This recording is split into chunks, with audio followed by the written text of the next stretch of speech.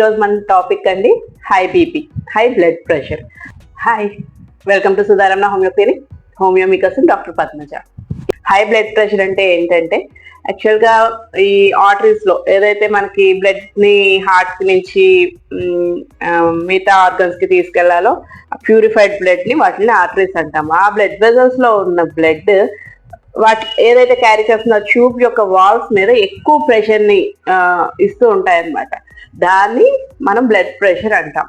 ఇది first symptom అండి. Actually దీన్ని మనం నోటిఫై చేయకుండా వదిలేస్తే మీకు హార్ట్ డిసీజెస్, స్ట్రోక్స్ అండ్ తర్వాత కిడ్నీ ప్రాబ్లమ్స్ కి లీడ్ చేయడానికి చాలా ఎక్కువ అవకాశం ఉంటుంది. అందుకని ఇది ఫస్ట్ సిమ్టమ్, చాలా జాగ్రత్తగా చూసుకుంటూ ఉండాలి. బ్లడ్ ప్రెషర్ ఆల్మోస్ట్ ఒక 30 years దాటిన వాళ్ళందరూ కూడా అప్పుడప్పుడు మానిటర్ చేసుకుంటూ ఉండడం, చెక్ చేయించుకుంటూ ఉండడం చాలా బెటర్. అంటే 120/80 నుంచి 140/80, ఆల్మోస్ట్ మీకు 110, 100/70 దగ్గర నుంచి 140/80 వరకు ఏమీ ప్రాబ్లం లేదండి. అవన్నీ నార్మల్ లెవెల్స్. ఇంకా అంతకంటే పెరిగితే మీకు అప్పుడు హై బీపీ అంటాం అనమాట. ఏ కండిషన్స్ లో వస్తుందంటే ఇది కారణాలు చూసుకుంటే మనకి హెరిడిటరీగా వస్తుంది. మన పెద్దవాళ్ళకు ఉంటే ఆల్మోస్ట్ చాలా వరకు పిల్లలకి వచ్చే ఛాన్సెస్ ఉంటాయి. అలాగే ప్రెగ్నెన్సీలో కొంతమందికి హైపర్ టెన్షన్ వస్తుంది, అది తర్వాత తగ్గిపోతుంది కూడా. కానీ ప్రెగ్నెన్సీలో కూడా ఇది చెక్ చేసుకుంటూ ఉండాలి. అండ్ తర్వాత కిడ్నీ డిసీజెస్ లోను, ఈ డయాబెటీస్ లోను కూడా ముందు అవి వచ్చాక ఇది ఒక సిమ్టమ్ లాగా ఉంటది అనమాట. అలాంటప్పుడు స్ట్రెస్, టెన్షన్స్ ఎక్కువ ఉన్నా, మనం సరిగ్గా మంచి ఆహారం తీసుకోకపోయినా, అంటే ఎక్కువ ఫ్యాట్స్ ఉన్న ఆహారం లేదంటే ఎక్కువ ఉప్పు, కారం, నూనె ఉన్న ఆహారాలు తీసుకోవడం వల్ల కూడా మనకి బీపీ వచ్చే ఛాన్సెస్ ఉంటాయి. తర్వాత దీనికి మనం మేనేజ్మెంట్ ఏంటంటే స్ట్రెస్ తగ్గించుకోవడం, టెన్షన్ తగ్గించుకోవడం, అంటే యోగా, మెడిటేషన్ లాంటివి చేయడం. అండ్ తర్వాత మీరు తక్కువ ఉప్పు ఉన్న డైట్ తీసుకోవడం, ఉప్పు కొంచెం కంట్రోల్.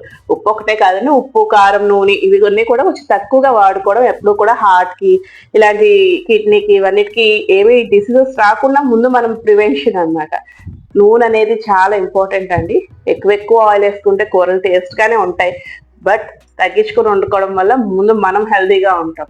తినడానికి ఉండాలి కదండి. సో అందుకని ఉప్పు, కారం, నూనె కూడా తగ్గించుకుని వండుకోండి. అండ్ తర్వాత దీన్ని మేనేజ్మెంట్ చెప్పాను కానీ ఎక్కువ ఉప్పు లేని ఆహారం తీసుకోవాలి.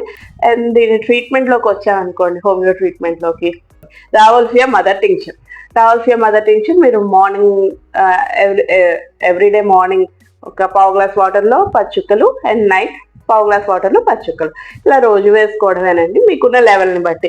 లెవెల్ కంట్రోల్లోకి వచ్చేస్తే మెయింటెనెన్స్ డోస్ కింద ఒక 5 drops వేసుకున్నా సరిపోతుంది ఒక పూట. అలా ఉన్న దాన్ని బట్టి మేనేజ్ చేసుకుంటూ వాడుకోవచ్చు. దీనికి ఏం సైడ్ ఎఫెక్ట్స్ ఏమి ఉండవు. జస్ట్ అలా వాడుకుంటూ ఉండి మీ బీపీ కంట్రోల్లోకి వచ్చేస్తుంది. యాక్చువల్లీ హోమియోలో బీపీకి స్టార్ట్ చేసినా లైఫ్ లాంగ్ వాడాల్సిన అవసరం లేదండి. హోమియోలో ఒక 1 or 2 months, అంటే మీ లెవెల్ని బట్టి, ఆల్మోస్ట్ స్టార్టింగే మీకు 170, 180 బీపీ ఉందనుకోండి, దాన్ని కంట్రోల్ చేయగలమా అంటే నార్మల్ చేయగలం మెడిసిన్ ఆపేయచ్చు అన్నది మీ లైఫ్ స్టైల్ని బట్టి ఉంటుంది. ఎక్సర్సైజ్ చేయడం అండ్ దెన్ ఉప్పులు అవి తగ్గించడం, దీన్ని బట్టి మనం నార్మల్ కంట్రోల్లోకి వచ్చేసి ఇక మెడిసిన్ వాడకుండా చేసుకోవచ్చు. అలా కాదు, లైఫ్ స్టైల్ ఏం మారదు, నాకు odd timings of food, odd timings of job అనుకున్నాం అనుకోండి, అప్పుడు మీకు అలా లైఫ్ లాంగ్ కొంచెం మినిమం డోసెస్ తోటి సాగిపోవచ్చు. బీపీకి, షుగర్ కి హోమియోలో బెస్ట్ మెడిసిన్స్ అంటే స్టార్టింగ్ స్టేజ్ లో వాడుకుంటే మనం కంట్రోల్ చేసేయగలుగుతాం పూర్తిగా. ఓకేనా అండి? ఈరోజు మన టాపిక్ మీకు నచ్చినట్టయితే నా ఛానల్కి లైక్ చేయండి, షేర్ చేయండి అండ్ సబ్స్క్రైబ్ చేయండి. అండ్ బెల్ ఐకాన్ పుష్ చేయడం మర్చిపోకండి. Thank you.